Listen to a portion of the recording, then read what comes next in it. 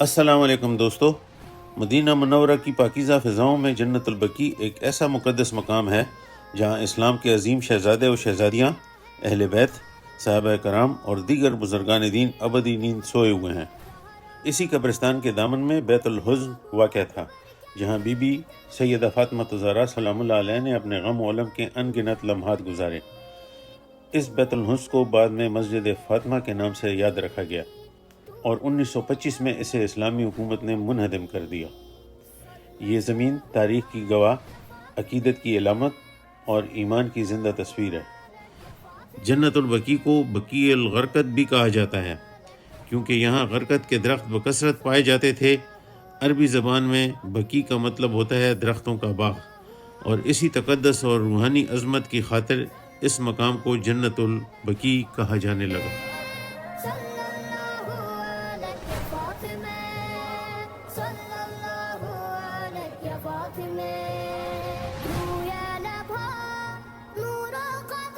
اس مقدس قبرستان کا مرکزی داخلی گیٹ باب جبرائیل اور باب بقیع کے عین مقابل واقع ہے۔ یہی وہ دروازہ ہے جہاں سے زائرین قبرستان میں داخل ہوتے ہیں اور وہاں سے حضور صلی اللہ علیہ وسلم کے صحابہ کرام اور اہل بیت کی مقدس قبروں کی زیارت کرتے ہیں۔ یہ وہی مقام ہے جہاں رسول اللہ صلی اللہ علیہ وآلہ وسلم کے عہد مبارک میں پہلی باقاعدہ تدفین کی گئی۔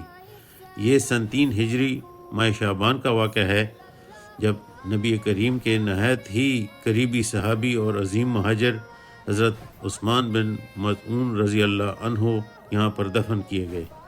آپ صلی اللہ علیہ وسلم نے ان کی قبر پر خاص نشان بھی نصب فرمایا تاکہ آئندہ آنے والے لوگ ان کے درجات سے واقف رہیں۔ حضرت عثمان بن مظعون کے بعد نبی کریم صلی اللہ علیہ وآلہ وسلم کے صاحبزادے حضرت ابراہیم، آپ کی پھوپھیاں حضرت صفیہ اور حضرت عاتقہ اور آپ کی رضائی والدہ حضرت فاطمہ بنت اسد یہاں سپرد خاک ہوئی۔ جی ہاں، وہی فاطمہ بنت اسد جنہوں نے حضرت علی علیہ السلام کو خانہ کعبہ میں جنم دیا اور جنہوں نے رسول اللہ صلی اللہ علیہ وسلم کی والدہ کی وفات کے بعد آپ کی پرورش کی۔ آپ انہیں امی کہہ کر مخاطب فرمایا کرتے تھے۔ یہ قبرستان صرف قبروں کا مجموعہ نہیں، یہ ایمان، قربانی اور وفاداری کی ایک زندہ تاریخ ہے۔ یہ سامنے جو ہجوم نظر آ رہا ہے، اس جگہ جنت البقیع کے مقدس قبرستان میں ایک اور عظیم ہستی مدفون ہے، حضرت عثمان بن عفان رضی اللہ عنہ۔ آپ مسلمانوں کے تیسرے خلیفہ راشد تھے۔ آپ نے مدینہ میں ایک کنواں بیر روما ایک یہودی سے خرید کر اللہ کی راہ میں وقف کر دیا اور غنی کا لقب پایا۔ اس قبرستان میں وہ صحابہ مدفون ہیں جنہوں نے بدر، احد، خندق اور دیگر غزوات میں حضور صلی اللہ علیہ وسلم کے شانہ بشانہ جہاد کیا اور جنہوں نے ہجرت کی قربانیاں دی اور دین اسلام کی بنیادوں کو مضبوط کیا۔ بقیع میں صرف مرد صحابہ ہی نہیں بلکہ صحابیات بھی مدفون ہیں، وہ مائیں، بیٹیاں اور بہنیں جنہوں نے اسلام کی خدمت میں اپنا سب کچھ نچھاور کر دیا۔ اور یہی نہیں، واقعہ ہرا جو 63 ہجری میں پیش آیا، یزید بن معاویہ کے حکم پر مدینہ پر چڑھائی کی گئی، صحابہ کرام اور اہل مدینہ کا قتل عام ہوا۔ ان شہداء کو بھی جنت البقیع میں دفن کیا گیا۔ یہاں ازواج مطہرات، اہل بیت اطہار، تابعین، تبع تابعین، بے شمار فقہا، محدثین، علماء، اولیاء اور شہداء دفن ہیں۔ جنت البقیع صرف مدینہ کا قبرستان ہی نہیں، اسلام کا عظیم ورثہ ہے۔ یہ وہ قبریں ہیں جن کے نیچے وہ وجود آرام فرما رہے ہیں جنہوں نے ایمان، صبر، تقوی اور اخلاص کا نمونہ پیش کیا ہے۔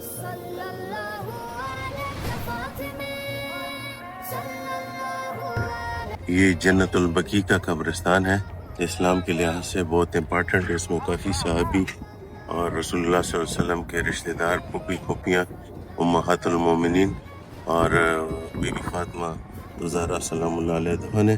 یہ آج صبح کا ٹائم ہے اور نماز جنازہ بھی ہوئی، اور اس کے بعد یہ کوئی 5 جنازے ہیں جو ادھر ہو رہے ہیں، تو یہ آپ لوگ زیارت کریں جنت البقیع کی، ایک بہت متبرک قبرستان۔ سمجھ آ گئی مجھے؟ روٹی ذرا بند کر لو، ایک الگ وزن بندے کو مطلب محسوس کرتا ہے کہ ہاں باقی وزن۔ آپ ادھر رہتے ہو پکے یا؟ اچھا، پختانی پاکستان جی، پشاور۔ ماشاءالله دا ډېر زبردست ځای دی ګوره دا خو مطلب دی چې رسول الله صلی الله علیه وسلم دلته قدمونه ایږدي د هغې امهات المؤمنین صحابه کرام او د هغه اهل بیت د اهل بیت هم سټارټ کوي ولا ما هي بيت ماشاءالله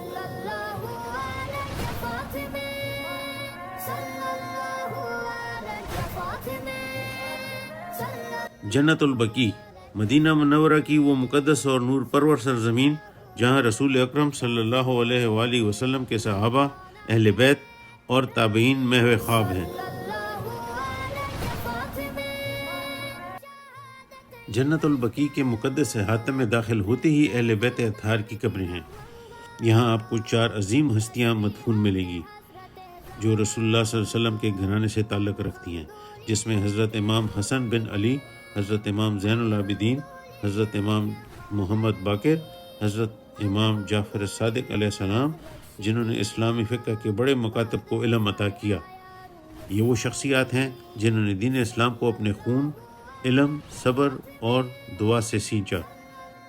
جنت البقیع کے خاموش زروں میں آج بھی کچھ قبریں ایسی ہیں جو صرف مٹی نہیں بلکہ تاریخ، محبت، غم اور وفا کا سنگ میل ہیں۔ انہی قبروں کے ساتھ جنت کی خواتین کی سردار شہزادی کونین سیدہ فاطمہ الزہرا کی قبر مبارک بھی موجود ہے۔ بعض تاریخی روایات کے مطابق رسول اللہ صلی اللہ علیہ وآلہ وسلم کی وفات کے بعد سیدہ فاطمہ الزہرا سلام اللہ علیہ کو اس وقت گہرا صدمہ پہنچا جب فدق کی ملکیت کے مسئلے پر اختلاف پیدا ہوا۔ سیدہ فاطمہ نے خلیفہ حضرت ابوبکر صدیق رضی اللہ عنہ سے فدق کا مطالبہ کیا تو دربار میں حضرت ابوبکر صدیق رضی اللہ عنہ نے حضور صلی اللہ علیہ وسلم کی حدیث پیش کی، نحن معاشر الانبیاء لا نورث ما ترکناہ صدقۃ، ہم انبیاء کا گروہ کوئی چیز بطور وراثت نہیں چھوڑتے، جو کچھ ہم چھوڑتے ہیں وہ صدقہ ہوتا ہے۔ اس پر سیدہ فاطمہ الزہرا سلام اللہ علیہ نے قرآن کی سورہ مریم کی آیت نمبر 6 پیش کی، یورثن و یورث من آل یعقوب، اے میرے رب مجھے ایسا وارث عطا فرما جو میرا وارث بھی ہو اور آل یعقوب کا بھی وارث ہو۔ سیدہ فاطمہ کا استدلال یہ تھا کہ اگر انبیاء وراثت کی دعا کرتے تھے تو نبی کریم کا مال بھی بطور وراثت ان کی اولاد کا حق ہونا چاہیے، لیکن حضرت ابوبکر صدیق رضی اللہ عنہ نے نبی کریم صلی اللہ علیہ وآلہ وسلم کی مذکورہ حدیث کو بنیاد بنا کر فدق کو بیت المال میں شامل رکھا۔ اس اختلافی فیصلے کی وجہ سے حضرت فاطمہ الزہرا سلام اللہ علیہ بہت رنجیدہ ہوئیں اور بعض روایات کے مطابق ان کی خلیفہ اول حضرت ابوبکر صدیق رضی اللہ عنہ سے ملاقاتیں محدود ہو گئیں۔ کچھ والد گرامی کا فراق اور کچھ اس فیصلے سے دل برداشتہ بی بی بہت زیادہ گریہ فرمایا کرتی تھی۔ کچھ مورخین نے یہ بھی ذکر کیا ہے کہ مدینہ کے کچھ لوگوں کو سیدہ کی گریہ سے تکلیف محسوس ہونے کی شکایت ہوئی، جس کے بعد حضرت علی علیہ السلام نے جنت البقیع کے کنارے ایک سادہ سا مکان ان کے لیے تعمیر کروایا، جسے بیت الحزن یعنی غم کا گھر کہا جاتا ہے، جہاں پر سیدہ فاطمہ رسول اللہ صلی اللہ علیہ وآلہ وسلم کے فراق میں تنہائی میں گریہ فرمایا کرتی تھی۔ اس مسئلے پر شیعہ علماء اور مورخین کا موقف مختلف ہے۔ ان کے مطابق سیدہ فاطمہ الزہرا کو دربار میں بلایا گیا اور فدق زبردستی ان سے لے لیا گیا۔ کچھ شیعہ اور غیر شیعہ مورخین نے یہ بھی لکھا ہے کہ سیدہ کے گھر کا دروازہ گرانے کا واقعہ پیش آیا ہے، جس کے نتیجے میں وہ جسمانی اذیت کا شکار ہوئیں۔ البتہ اہل سنت علماء اس روایت کو تاریخی طور پر معتبر نہیں مانتے۔ 7ویں صدی ہجری میں عمیر بن جبیر نے اپنے سفر نامے میں جنت البقیع کے اندر موجود متعدد مزارات، گنبدوں اور قبور کا ذکر کیا ہے۔ تقریباً 1 صدی کے بعد ابن بطوطہ نے بھی اپنے سفر نامے میں جنت البقیع کا جو نقشہ پیش کیا ہے وہ عمر بن جبیر کے بیان سے بہت زیادہ مختلف نہیں تھا۔ بیت الحزن اہل بیت کے قبروں کے جنوب میں یعنی جنت البقیع کے شمالی حصہ میں مین انٹرس کے پاس دائیں طرف قدر اونچی جگہ پر واقع تھا، جس کو آپ 1925 سے پہلے والی تصاویر میں پتھر اور گارے کی باؤنڈری وال کے ساتھ دیکھ سکتے ہیں۔ رسول کریم صلی اللہ علیہ وآلہ وسلم کے وفات کے سال ہی یہ بنایا گیا تھا۔ بی بی فاطمہ الزہرا سلام اللہ علیہ رسول اکرم کی رحلت کے بعد تقریباً 6 ماہ زندہ رہی اور اس کے بعد اس جہان فانی سے کوچ کر گئی تھی۔ علامہ سمہودی جو 15 صدی کے مشہور شافعی عالم اور مدینہ منورہ کے مورخ رہے ہیں، انہوں نے مدینہ کی تاریخ، مقامات مقدسہ اور مزارات اہل بیت اور صحابہ کرام رضوان اللہ پر اپنی مشہور اور مستند کتاب وفاء الوفا باخبار دار المصطفیٰ تحریر کی ہے۔ انہوں نے بھی اس کتاب میں بیت الحزن کی نشاندہی کی ہے۔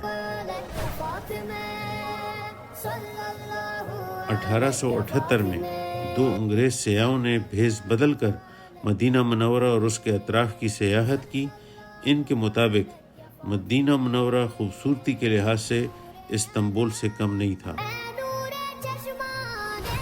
سلطنت عثمانیہ کے بعد 1925 میں سعودی عرب میں وہابیت کو سرکاری مذہب کی حیثیت ملی، تو اسی سال ریاض و دربار نجد سے ایک حکم جاری ہوا جس میں جنت البقیع میں موجود تمام قبریں، چاہے وہ اہل بیت کی ہوں یا صحابہ کرام کی، منہمد کر دی جائیں گی۔ ان کی دلیل تھی کہ یہ نشانیاں شرک کو جنم دیتی ہیں، لہٰذا 21 اپریل 1925 کو بلڈوزروں کے ذریعے اہل بیت، صحابہ کرام، ازواج مطہرات اور دیگر جلیل القدر شخصیات کی قبریں مٹی میں ملا دی گئیں۔ یہ محض پتھر نہیں تھے، یہ ہماری تاریخ، محبت اور روحانی ورثے کی علامتیں تھیں جو امت کے شعور سے چھین لی گئیں۔ چند دنوں میں صدیوں پرانی قبریں، ان کے گنبد، کتبے، دیواریں اور مزارات زمین بوس کر دیے گئے۔ یہ واقعہ صرف قبریں گرانے کا نہ تھا، بلکہ امت مسلمہ کی روحانی، علمی اور تاریخی شناخت کو دھندلانے کی کوشش تھی۔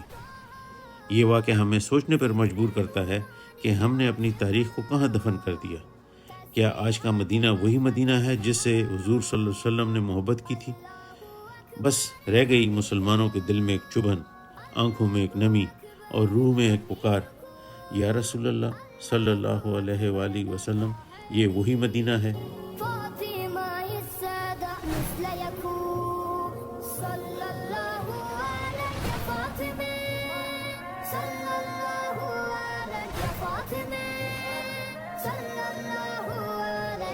دوستو، 1200 سال تک جنت البقیع کا قبرستان مرمت، تزین اور احترام کے ساتھ قائم رہا۔ یہ صرف ایک قبرستان نہ تھا، یہ ایک روحانی مقام تھا، ایک علمی ورثہ اور امت مسلمہ کا قابل احترام نشان۔ مگر آج یہاں پر نہ کوئی گنبد باقی ہے، نہ کتبہ، نہ نشانی، بس خاک، خاموشی اور آنکھوں میں نمی۔ آج جب کوئی زائر مدینہ کی پرنور گلیوں سے گزرتا ہے تو مسجد نبوی کے سائے میں بس خاک آلود قبریں، سفید پتھر اور گہری خاموشی نظر آتی ہے۔ لیکن سوال اب بھی باقی ہے، کیا قبریں مٹانے سے ہستیاں مٹ جاتی ہیں؟ کیا اہل بیت کا ذکر دلوں سے محو ہو سکتا ہے؟ نہیں، ہرگز نہیں۔ تمام مسلمانوں کے دلوں میں اہل بیت کی یاد، ان کا غم اور ان سے محبت آج بھی زندہ ہے، اور دنیا بھر کے مسلمان آج بھی جنت البقیع کی بحالی کے لیے دعا گو ہیں۔ اسی کے ساتھ ہی میں آپ سے اجازت چاہتا ہوں، آپ کا دوست قیس محمد۔ اللہ حافظ۔